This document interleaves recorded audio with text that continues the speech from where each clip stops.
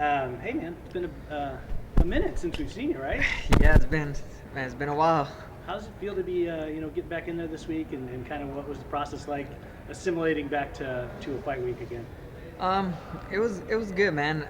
I'm excited to compete again. It's been a while. This is what I do for a living. So when they tell you, you can't do it for your living, you can't do your job. It kind of sucks. Yeah. Preparation for it, it's kind of easy just because I help other people, um, corner other people. So I kind of still around the fight scene, the fight week. So it's not too bad, not too hard to get back into the routine. I know you're supposed to be back last fall, I guess, or so, right? Yeah. Everything good with you health wise now and everything? Yeah, I had an injury. I just talked to my team, and best thing to do at this level is to. I'm not fighting for money anymore. You know, like we are in the regional shows. Mm-hmm. So I talked to my team, and they're just like, "Hey, man, it's better to pull out and get two checks instead of one. Get half your check, and you go in there, under 100% or Yeah. under 50%. It's kind of worthless for you to go out there and fight. You just look bad and stuff. So it's like, let's just cut it, and we'll just come back to the drawing board and get at it. So Even though we haven't seen you in a little bit, you still are coming off of a win, and obviously that was a crucial one for you compared to what your last fight was. So can you talk a little bit about sort of being able to build some momentum now at this point, now that you're able to get back in there? yeah, man. I fought Mark De La Rosa. Tough guy. Good win under my belt. He's a 25er. We fought at 35, so we didn't know what was gonna happen with the division. So just felt great to get a win. After coming after a loss, they go out there and get a good win against a good tough opponent. It's always great.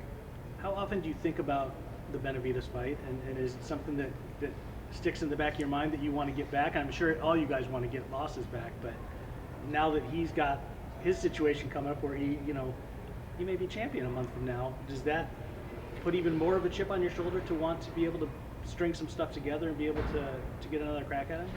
Yeah, man. Everybody wants a rematch with the guy that lost. I know, I do. I don't think about it too crazy much. Good for him. He got the title shot that he deserved. We all know what happened in that fight.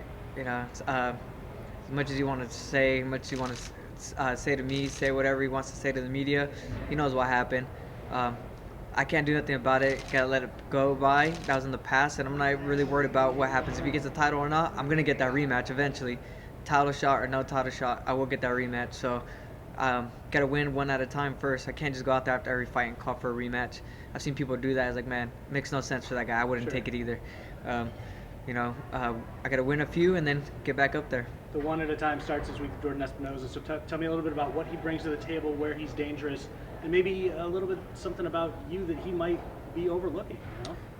He's dangerous everywhere, man. He has like kind of like a karate style, like jumps in and out. He throws, which is good. He's dangerous, good wrestler. He has good ground game. He's dangerous. I feel like maybe they're underestimating my ground game. So, I mean that's about it. But you know what I mean? Like I feel like we match up great. I think, if we come out to fight, I think we can be fight of the night for sure. If we come out there and do what we're supposed to do. If you guys watch his fights on the Contender Series and his fights, he comes out swinging. I do too. So wherever the fight goes, I'll be ready. I was going to ask you. I mean, obviously he had a pretty nice little run going until he ran into Matt Schnell, and then he maybe showed a deficiency on the ground, and wondered if maybe that was something you had thought was your best path to a win. But like you said, you feel like you're going to be able to do it no matter where it takes it. Yeah, I feel like no matter where it goes, I think, I can get it. I also feel that, he made a mistake. Everybody makes mistakes in this game. It's a game of inches, man, when you're fighting some of the best. You might be able to get with it at the lower level, but at this level, man, like half a second late on something, you're done. I think that's what happened. I'm pretty sure he's improved on it. So I really didn't look to those fights to see what he messed up on. Your first chance to get going here in the new year. We're still pretty early into the new year. Did you set any kind of career goals in terms of the fight game for 2020? Oh yeah, I always set goals for myself. First goal is obviously win this fight.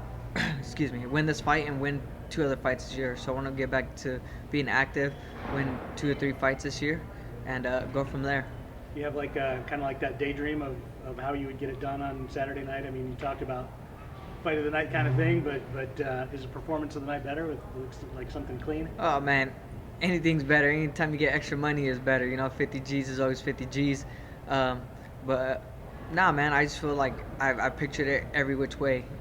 Knockout, submission, decision, me grinding out the win, me knocking him out, and me subbing him. Pictured it in my head over and over and over again. So I'm just excited, man. I can't wait to get back in there. Is it sort of like the way for you to do it, to be able to picture just about every scenario of how things could go to make you as well prepared for a fight against somebody as you can be? Yeah, I feel like most fighters do that. Most fighters do some type of visualization, if I said it right. You know, they kind of look at it, they kind of look at everything, kind of figure out what's going on, kind of play scenarios in their head. I think everybody does that.